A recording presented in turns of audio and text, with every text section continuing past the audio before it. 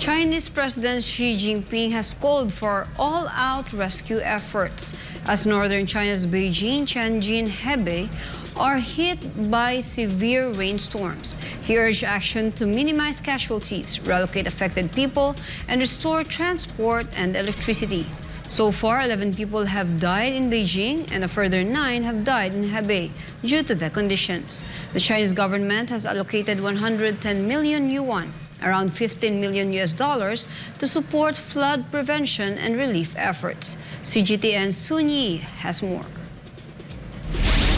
11 people have died and 27 are missing in the city of Beijing from this bout of heavy rain. And here I am at the new Shougang Bridge. This is an iconic place for anyone who knows Beijing because that's where the Winter Olympic Games in 2022 took place. But down there, that's the Yongding River. That is the river that's wreaked so much havoc in the past few days. You'll see the river is still higher than usual, even though it's the water level is slightly lower than Monday. Now this is the river whose flooding has took 2 lives on Monday in Mentougou district. That's the area that's on the upper reaches of Yongding River, and down the Yongding River stretches another bridge, the Xiaoqinghe Bridge, was crashed on Monday also because of the flooding. Now, because of the flooding and heavy rain, Beijing has relocated some 52,000 people at least by Monday to avoid all kinds of natural disasters.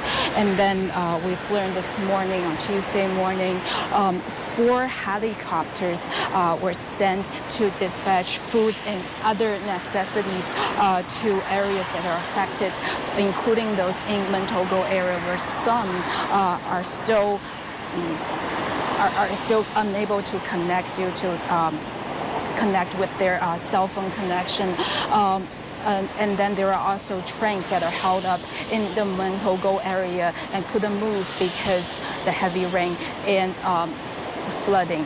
Now, we are at the tailspin of this bout of the rain, but in the past several days, we have seen the heaviest rainfall and the most severe situation in at least 10 years. Now, experts, the meteorologists have been telling us at least a month's worth of rainfall was dumped in the city of Beijing in the last 3 days, and somewhere else in the Beijing, Tianjin, Hebei area, they've seen it worse. They've seen more than a year's worth of rainfall dumped on that region or that area within the last 3 days. Now, even though meteorologists say the rains are coming at its end at this hour, we're here on Tuesday noon right now, but red alert for flooding and all kinds of other cautions are still going on because this is a very serious and grave situation.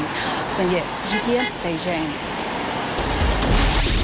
Philippine Senator Amy Marcos said it would be more embarrassing for the country if the West Philippine Sea issue between China is brought to the United Nations General Assembly.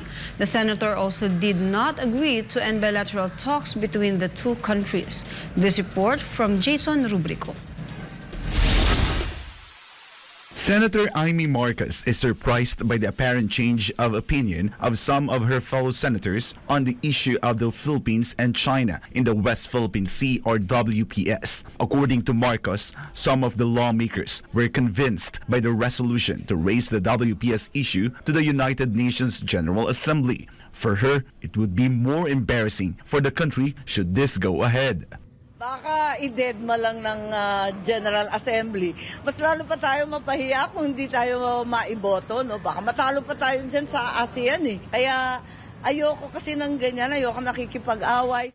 Marcos added that there is nothing our country can do but to endure. However, it is necessary to convey clearly that China's alleged harassment of Filipino fishermen and intimidation of the Coast Guard and Navy should not continue. At this time, she said, it is necessary to discuss the West Philippine Sea issue calmly and properly.